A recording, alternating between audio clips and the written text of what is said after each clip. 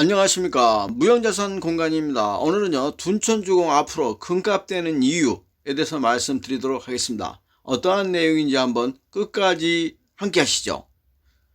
지금 공동주택 분양 승인이 전국적으로 66,477가구 중에서 서울은 고작 5,868세대에 불과합니다.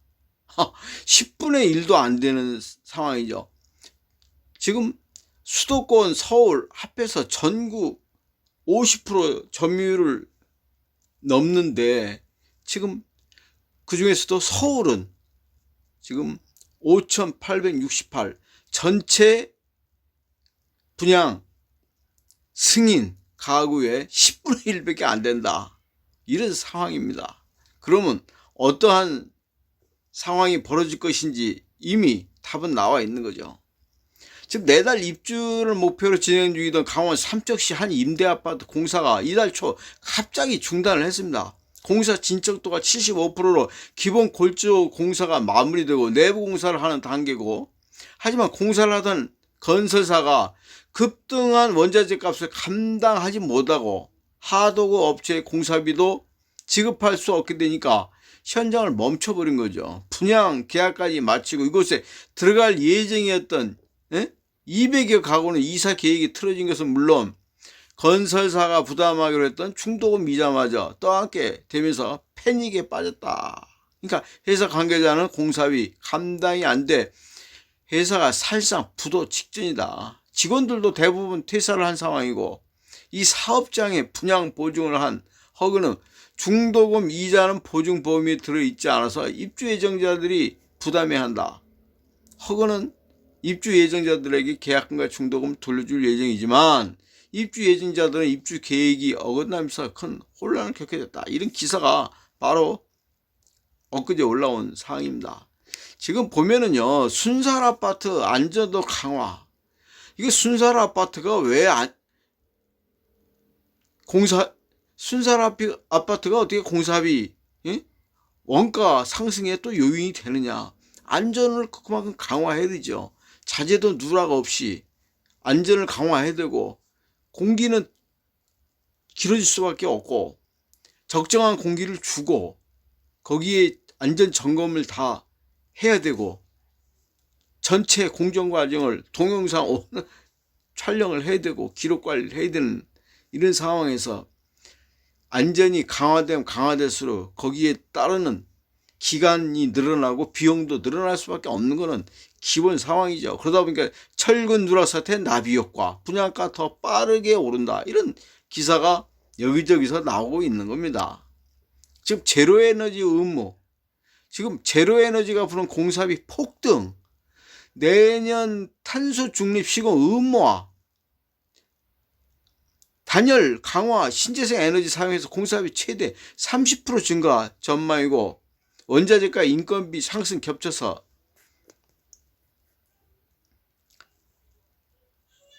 평당 3천만 원 시대 지금 눈앞에 다가섰다. 이런 내용입니다.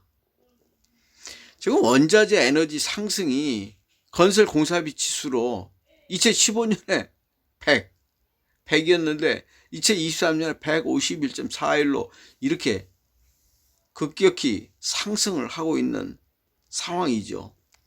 이뿐만 아니라 전국 주택 인허가 착공 분양 현황을 한번 보시면, 인허가 지금 2022년도 상반기와 2023년도 상반기를 비교해 보더라도 지금 27.2%가 감소됐어요.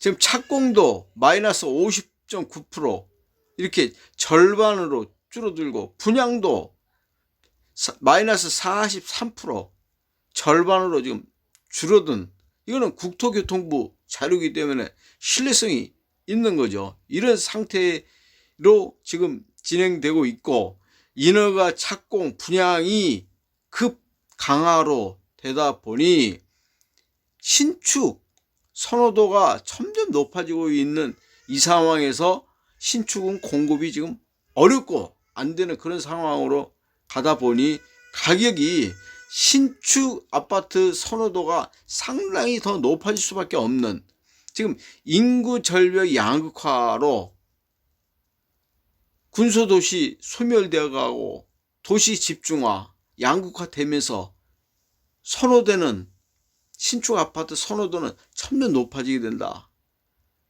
지금 강남에서 일부 아파트에 대해서는 가격을 얼마를 2배를 더 주더라도 매물만 나오면 연결해달라, 그런 아파트를 영상을 올려드린 적이 있잖아요, 최근에. 그렇듯이 지금 있는 사람들, 그런 사람들에게 대해서는 가장 좋은 여건과 조건을 가진 안전한 그런 아파트를 선호하기 때문에 신축 선호 현상은 상당히 더 커질 그런 상황이다. 그리고 까르에서 글을 올린 분, 이 글을 올렸는데요, 한번 잠깐 보시죠. 얼마 전 구의역 이스트풀 분양받아야 하는지 문의하는 글들이 많이 봤다. 분양가는 둔촌주공과 비슷한 13억대. 둔촌주공이 지금 매달 1억씩 오르는 걸 보고도 이런 질문을 아직도 하는지. 홍콩에 가보면 100년 된 아파트도 재건축을 못하고 내부 수리만 하고 산다. 이 재건축이라는 것이 공사 원가가 워낙 높아지고 수익성이 없으면 못하는 거예요. 진행을 못하고 그냥. 지금 우리는 서울에서도 지금 제때 재개발 재건축을 못하고 언제 할지도 모르는 오리무중으로 빠져있는 데가 곳곳에 있는 거죠. 그 수익성이라든가 안 맞으면 진행을 못하는 거죠.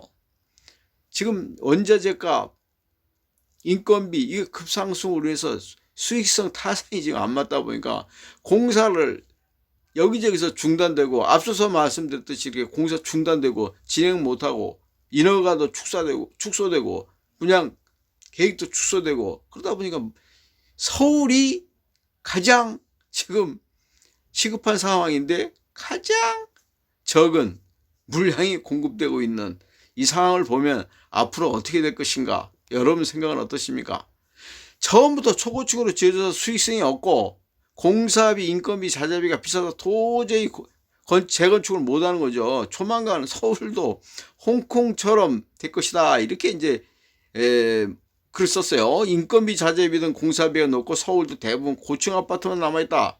갈수록 착공 물량은 급감하고 PF도 반토막 나고 있다. 굉장히 지금 어려운 상황으로 가고 있고, 지금 2017년 둔촌주공 아파트 전경을 잠시 올려드렸는데요, 그때만 해도 이런 구축 아파트 지금은 이게 선호하지 않으니까 신축으로 탈바꿈 된 거 아닙니까? 앞으로 서울 신축은 금값이 될 것이다, 이렇게 글을 올린 분은 넣어놨는데, 대한민국 톱 20 해가지고 올렸는데 어떤 것인가 한번 보시죠. 지금 강남구를 주축으로 해서요, 이렇게 선을 그었습니다. 이게 앞으로 인구 소멸, 군소도시 소멸, 양극화, 지금 강남구를 대체할 수 있을 만한 도시가 없죠. 모든 경제의 심장, 동력으로 여기에 집중화되어 있는데, 앞으로 이 강남으로 해서 서서히 그 주변이 퍼지기 때문에 서울이든 수도권이든 강남 출퇴근이 어려우면 쇠락할 수밖에 없다. 장기적인 안목으로 저는 거기까지 말씀드리겠습니다. 오늘은 여기까지 하도록 하겠습니다. 감사합니다.